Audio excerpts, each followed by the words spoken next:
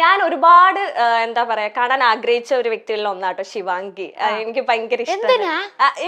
എന്തോ കുത്തി പറയുന്ന പോലെ എനിക്ക് ഫീൽ ചെയ്യുന്നുണ്ട് കേട്ടോ. അറിയത്തില്ല, എന്തോ ഇഷ്ടമാണ് ശിവാംഗി. എന്തോ ഇതെന്തോ പാര വെക്കാനുള്ള പുറപ്പാടാ. പ്രായത്തിന്റെ മെച്ചൂരിറ്റി ഇല്ല. ഇപ്പൊ ഈ ഇടയ്ക്ക് ഈ അമ്മാണ് അത് പറയുന്നത്. അമ്മന് 50 വയസ്സായ ഒരു മെച്ചൂരിറ്റി കൂടെ ഹൈറ്റ് കോൺഷ്യസ് ഒക്കെ നോക്കാറുണ്ട് ശിവാംഗിയുടെ? ലഞ്ച് കഴിഞ്ഞ് 2 ചോക്ലേറ്റ്, എന്നിട്ട് snacks 1 chocolate, dinner 2 chocolate, daily 5 chocolate. അയ്യോ ഭയങ്കരം തന്നെ. എന്നിട്ട് എങ്ങനെ ഇത്ര സുന്ദരിയായിട്ട് ഇങ്ങനെ ജോലൈനൊക്കെ വെച്ച് ഇങ്ങനെ ഇരിക്കാൻ പറ്റുന്നു? അത് നേരത്തെ പഠിച്ച വേറെ എന്തെങ്കിലും ചെയ്യും. എന്താ ചെയ്യുന്നത്? ഞാൻ ഡാൻസ് ക്ലാസ് പോകും. എന്നിട്ട് എനിക്ക് ചുമ്മാ ഒരിടത്തിൽ ഇരിക്കാൻ പറ്റില്ല, നടന്നോണ്ടേയിരിക്കും, എന്തെങ്കിലും ചെയ്തോണ്ടേയിരിക്കും. അതിൽ കാലറി ബേൺ ആവും. ബേൺ ആയി തിരിച്ചും കഴിച്ചോണ്ടേയിരിക്കും.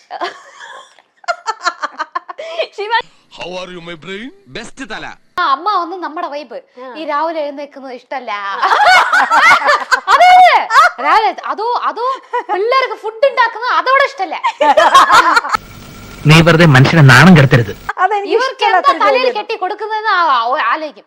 എന്നിട്ട് ഡെയിലി വേറെ വഴിയില്ലാണ്ട് ആ ബൂസ്റ്റ് കുടിക്കുമ്പോഴേ ഞാൻ ഛർദിച്ചിട്ടാ പോകുന്നത്.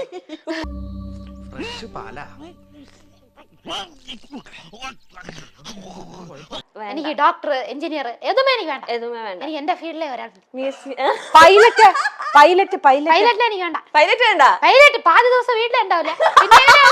അതുകൊണ്ടാ ഫ്രീ ആയിട്ട് പറക്കാലോ.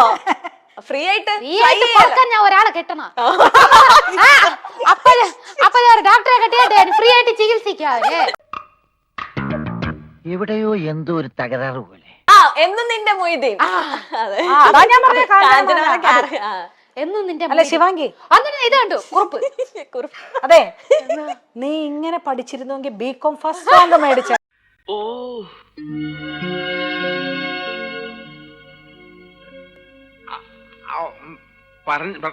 ഉണ്ണിമുക്കുന്നൻ അവർകളെ എനിക്കൊന്ന് പഞ്ചാബി ഹൗസിൽ അഭിനയിച്ചുല്ലേ? പഞ്ചാബി ഹൗസാ? പഞ്ചാബി ഹൗസിൽ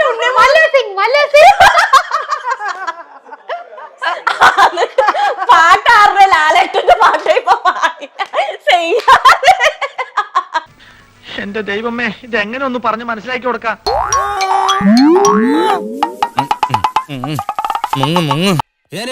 ഞാൻ പോകുന്നു. Bye bye.